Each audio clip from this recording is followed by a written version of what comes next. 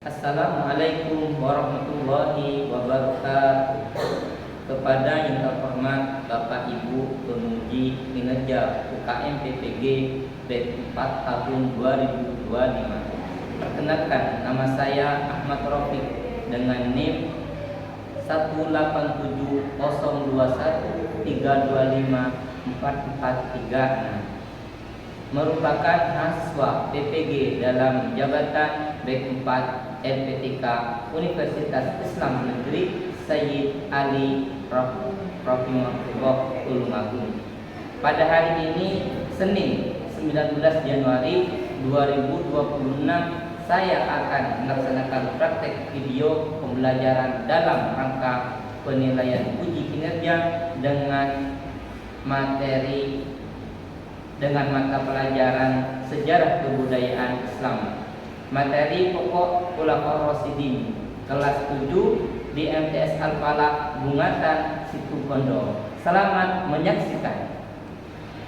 Assalamualaikum warahmatullahi wabarakatuh.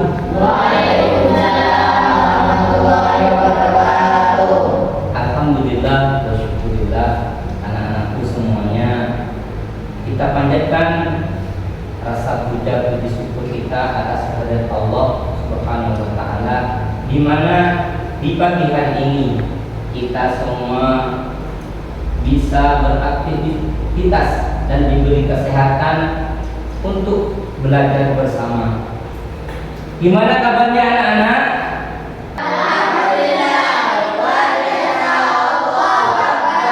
Alhamdulillah, semoga semua kesehatannya selalu diberkahi oleh Allah Subhanahu wa taala. Baiklah anak-anak, sekarang kita belajar apa sekarang? Apa SKI? Sesingkatannya adalah sejarah kebudayaan Islam. Cuma sebelum kita melangkah kepada materi, alangkah baiknya biar manfaatnya ilmu kita awali dengan membaca doa kepada ketua kelas kami. Baru, ayo dipersiapkan teman-temannya. Sebelum pelajaran dimulai, marilah kita berdoa terlebih dahulu. Berdoa mulai. Bismillahirrahmanirrahim. Raditu billahi rabba wa bil islami dinan wa bi Muhammadin nabiyyan wa rasulah. Rabbi zidni ilma warzuqni rahma. Amin ya rabbal alamin. Sebelum ke materi, Bapak absen dulu ya. Nama yang Bapak panggil, angkat tangan ya. Oke.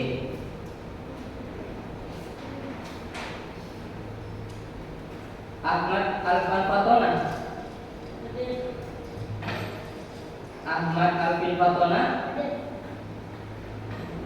Ahmad Alfan Hudaidi. Ahmad Zidanil Alfin. As'ali Andika Maulana. Eka Bunga Putri Lestari. Najmatul Hasan. Najmiyatul Husna. Nurit Tamami. Fadel Aryan hadir.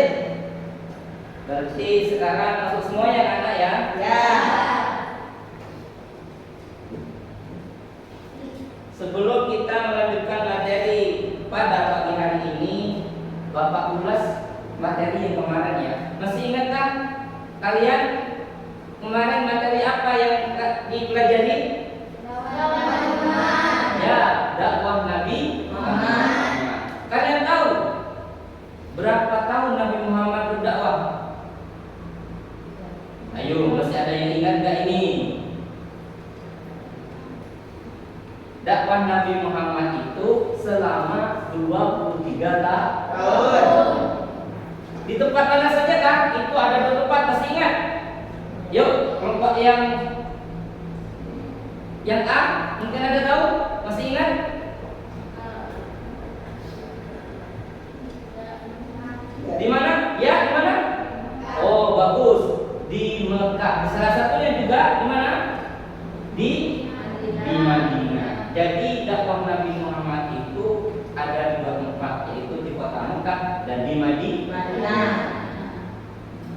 Mekah itu berapa tahun dakwah Nabi?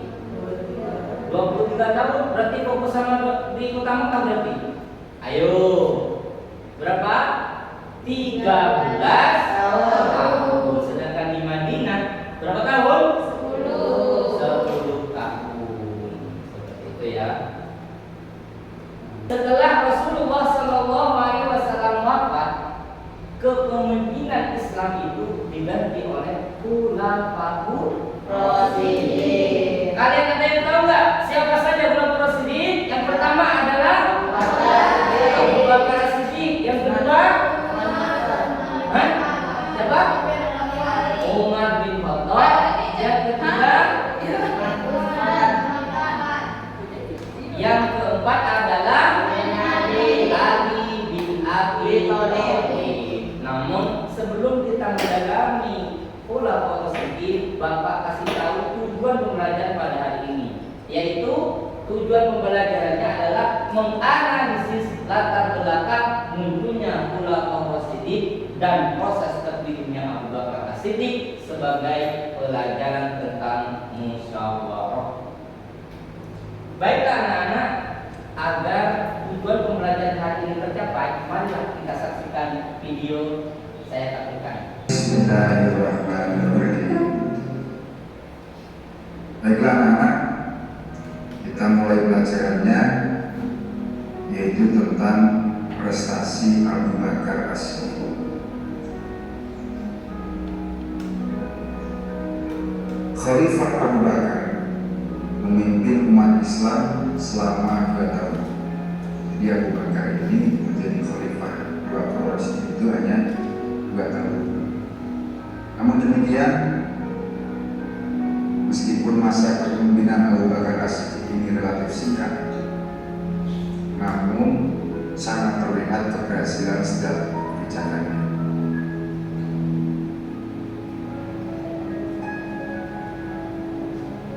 Di antara keberhasilannya itu adalah yang pertama, menumpas kelompok pembangkang.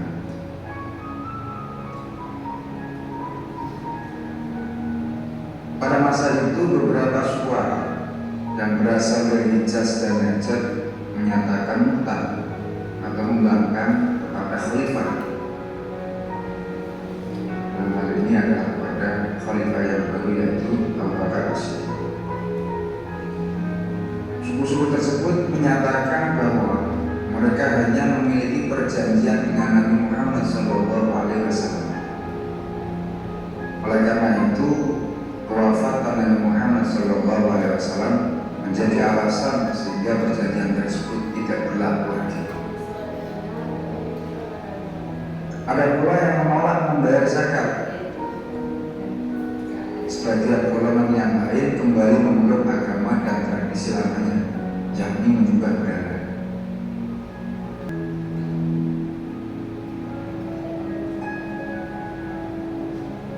Di antara keberhasilannya itu adalah yang pertama, menumpas kelompok pembangkang.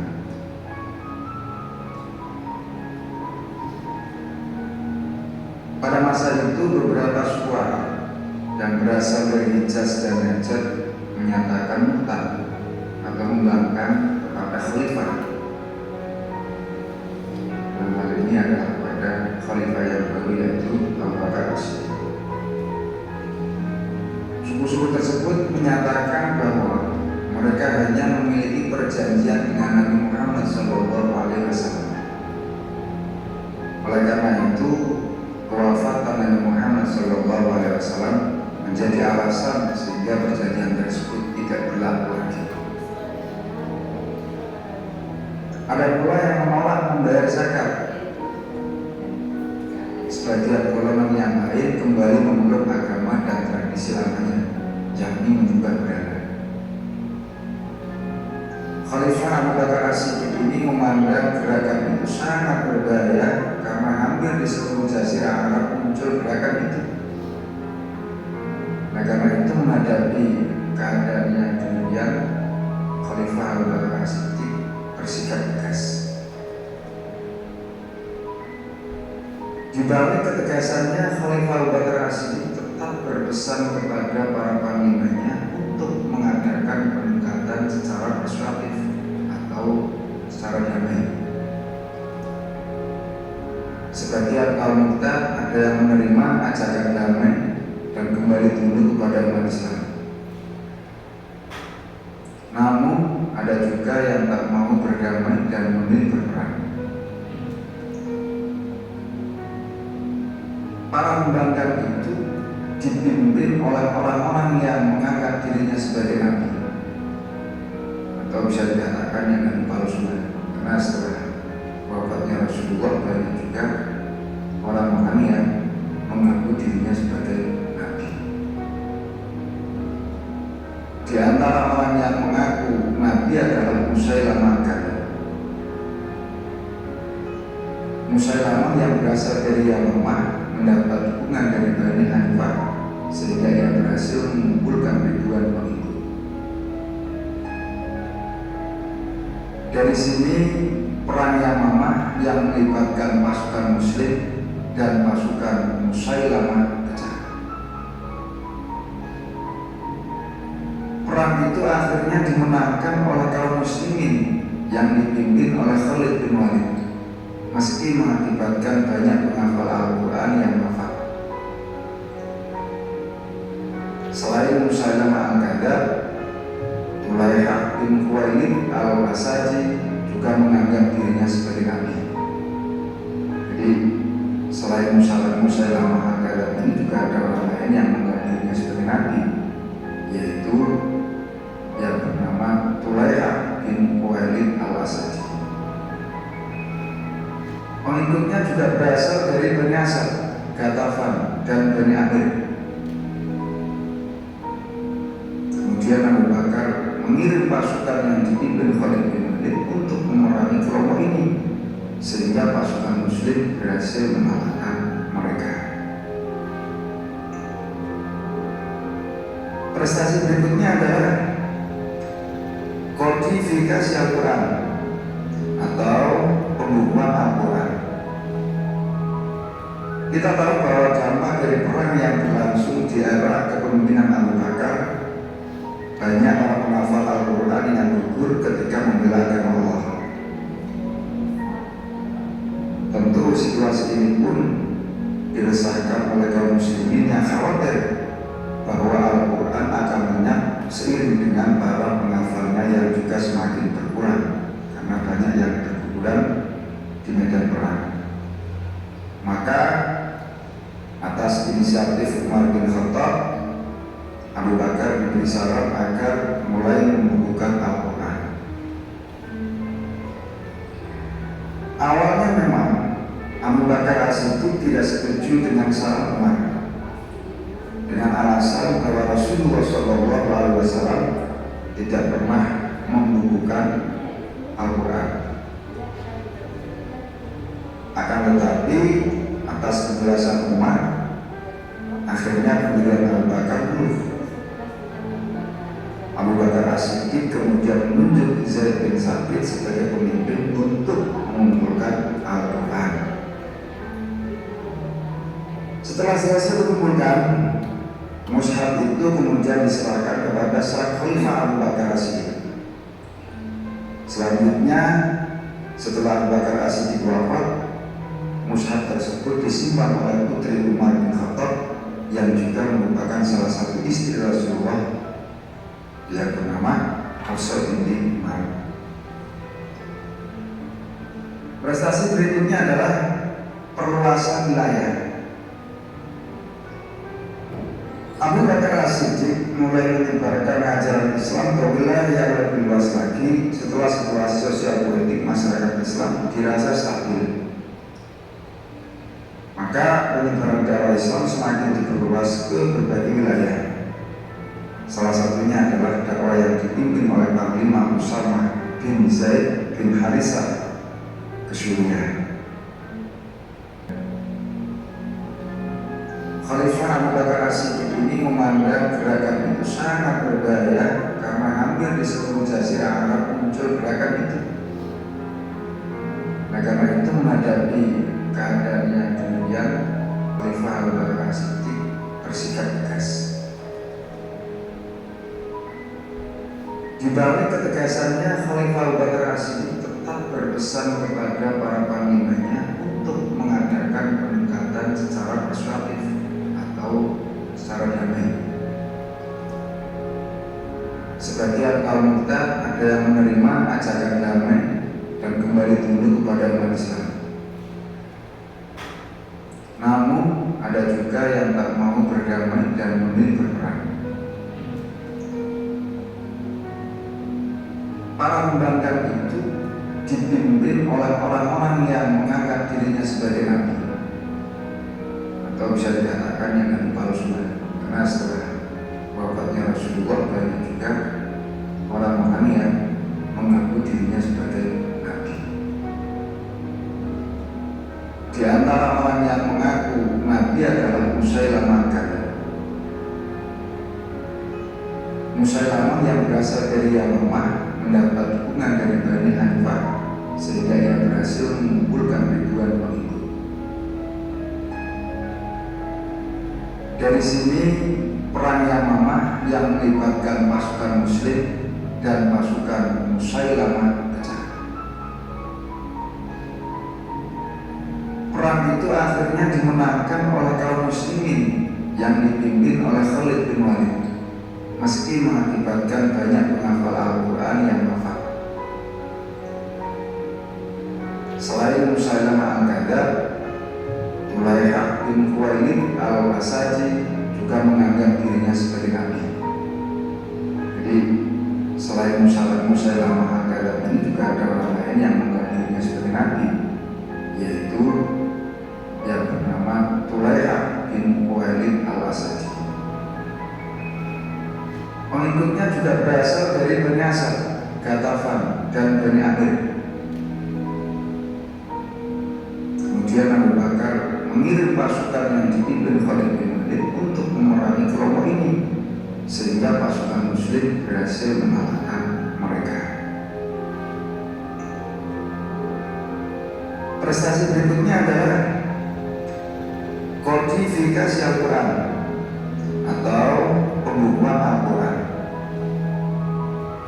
Kita tahu bahwa dampak dari perang yang berlangsung di era kepemimpinan Abu Bakar, banyak para penghafal Al-Quran yang gugur ketika membela agama Allah. Tentu situasi ini pun diresahkan oleh kaum muslimin yang khawatir bahwa Al-Quran akan lenyap seiring dengan para penghafalnya yang juga semakin berkurang karena banyak yang berguguran di medan perang. Maka atas inisiatif Umar bin Khattab, Abu Bakar diberi saran agar mulai membukukan Al-Quran. Awalnya memang Abu Bakar As-Siddiq tidak setuju dengan saran Umar dengan alasan bahwa Rasulullah SAW tidak pernah membukukan Al-Quran. Akan tetapi atas penjelasan Umar, akhirnya pendirian Abu Bakar dulu. Abu Bakar As-Siddiq kemudian menunjuk Zaid bin Thabit sebagai pemimpin untuk mengumpulkan Al-Quran. Setelah selesai dikumpulkan, mushaf itu kemudian diserahkan kepada sang Khalifah Abu Bakar As-Siddiq.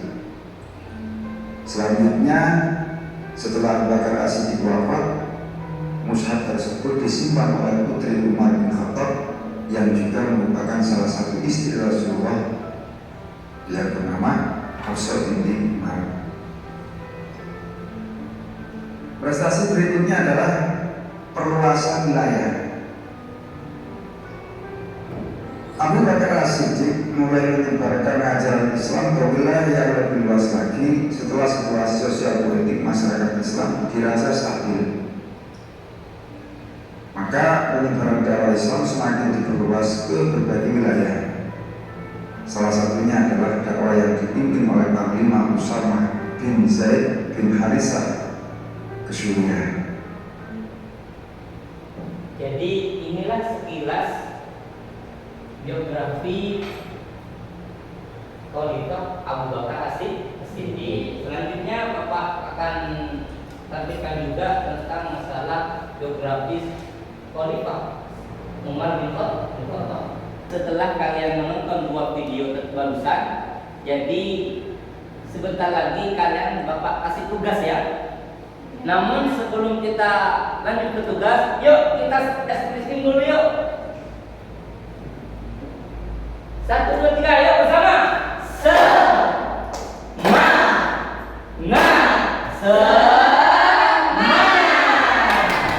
Sekali lagi yuk. 1, 2, 3.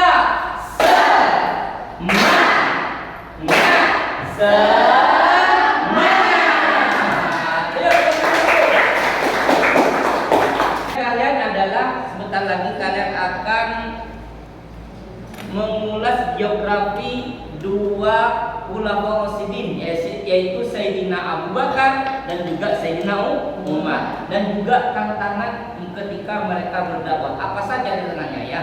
Siap? Siap. Baiklah anak-anak, ini kan sudah menjadi dua kelompok ya. Ya. Kelompok pertama itu yang A, mencari biografi lebih mendalam. Kita lagi akan dicari di Google bagaimana biografi Khalifah Abu Bakar. Sedangkan kelompok B adalah biografi Khalifah Sayyidina Umar.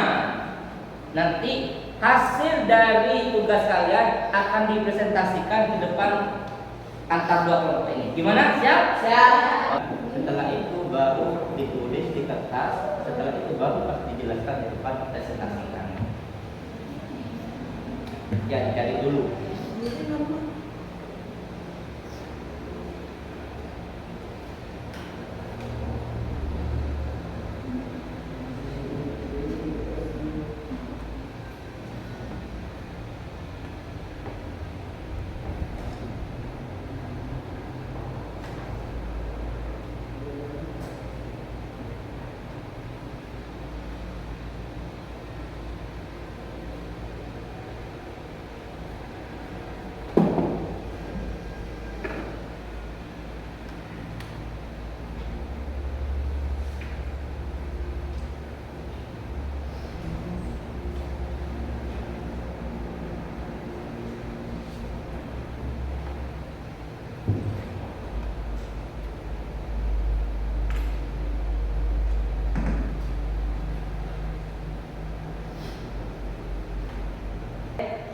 Ingat ya yang tulis dua. Iya. Abu Bakar As-Siddiq dilahirkan di Mekah pada tahun 6500.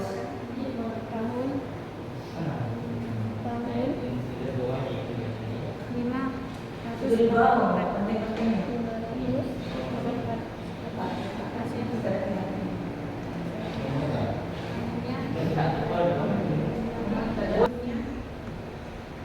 Tentang Abu Bakar As-Siddiq.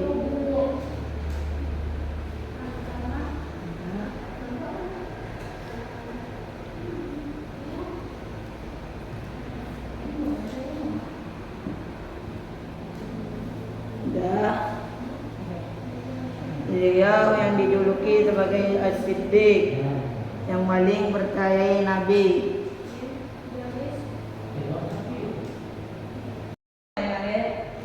Ingat ya yang tulis dua.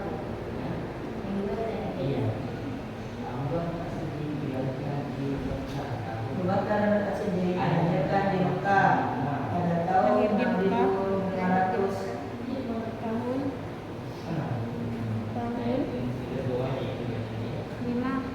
Itu di bawah, penting-penting.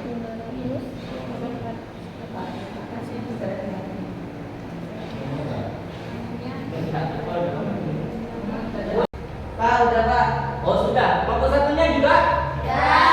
Ya, kalau sudah semua, kelompok mana dulu nih yang akan menjelaskan ke depan? Saya Pak. Ya, ayo maju ke depan, kelompok A.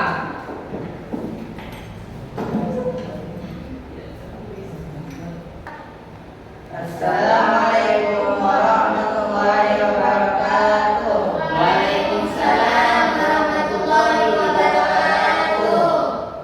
Kami dari kelompok 1 akan menjelaskan tentang Khulafaur Rasyidin. Abu Bakar As-Siddiq dilahirkan di Mekah tahun 573 Masehi.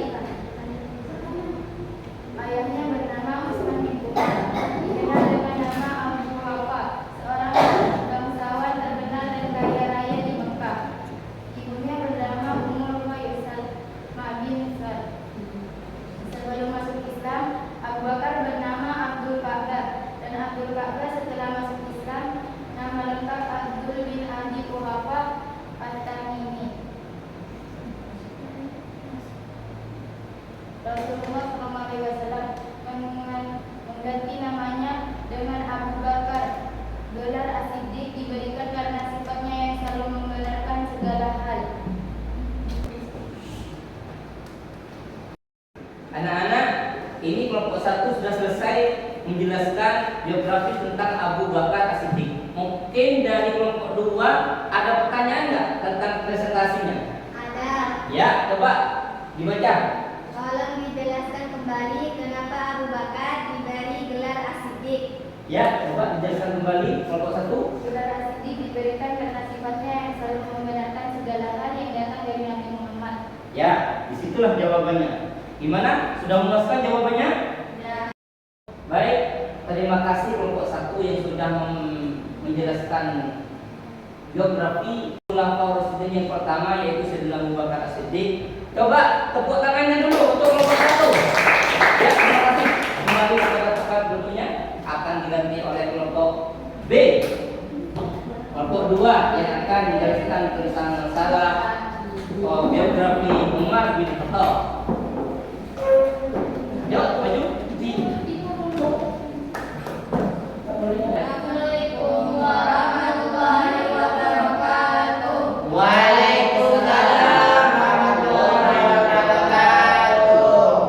Kami dari kelompok 2 akan mempresentasikan tentang Khulafaur Rasyidin yang akan dibawakan dari kami, yaitu biografi Khalifah Umar bin Khattab.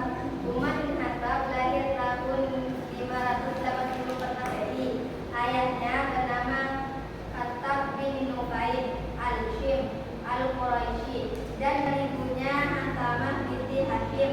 Umar dikenal sebagai seorang pemberani. Beliau tak pernah gentar dan pandai berkelahi. Orang-orang menjulukinya dengan si singa padang pasir. Demikianlah presentasi dari kami. Kurang lebihnya mohon maaf. Wassalamualaikum warahmatullahi wabarakatuh. Waalaikumsalam warahmatullahi wabarakatuh. Mungkin ada pertanyaan dari kelompok 1 kepada kelompok 2? Ada. Ada, ya. Coba dibaca. Coba dijelaskan kembali mengapa Umar bin Khattab diberi gelar singa pasir. Ya, coba kelompok B. Karena Umar bin Khattab dikenal sebagai seorang pemberani yang tak pernah gentar dan pandai berkelahi. Gimana jawabannya? Memuaskan? Ya. Ya, coba tepuk tangannya dulu. Oke. Terima kasih kepada kelompok B. Kembali kepada tempat duduknya. Untuk mengukur pengetahuan kalian sejauh mana kalian akan memahami tentang masalah Khulafaur Rasyidin, yaitu Sayyidina Abu Bakar dan Sayyidina Umar, Bapak akan memberikan tugas mandiri buat kalian. Tugas ini dikerjakan sendiri-sendiri ya, bukan kerja kelompok lagi.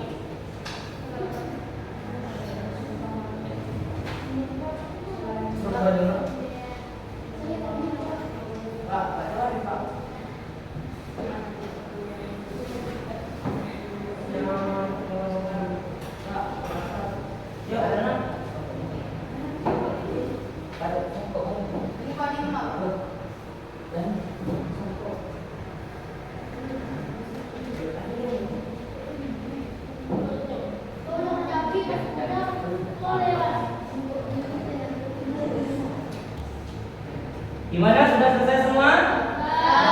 Ya, sudah selesai. Ayo dikumpulkan semua.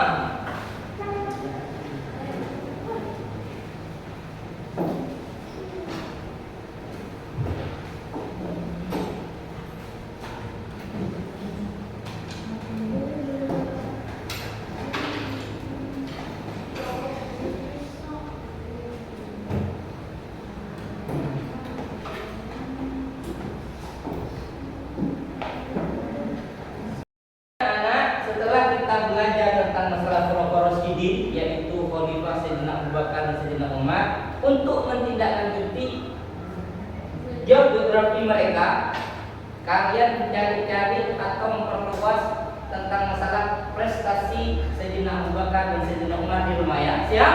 Siap. Oke.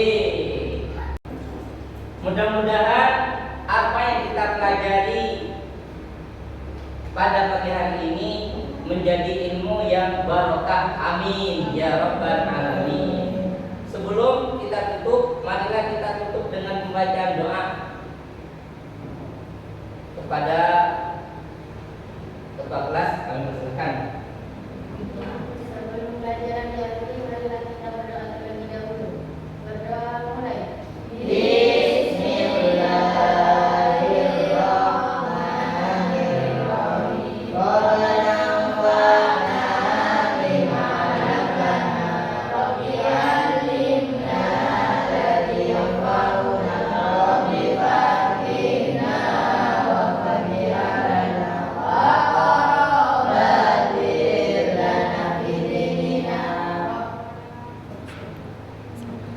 Mungkin cukup sekalian, Sekian. mungkin cukup sekian dari Bapak. Lebih kurang lebihnya mohon maaf yang sebesar-besarnya. Terima kasih atas perhatiannya. Bapak akhiri. Wassalamualaikum warahmatullahi wabarakatuh.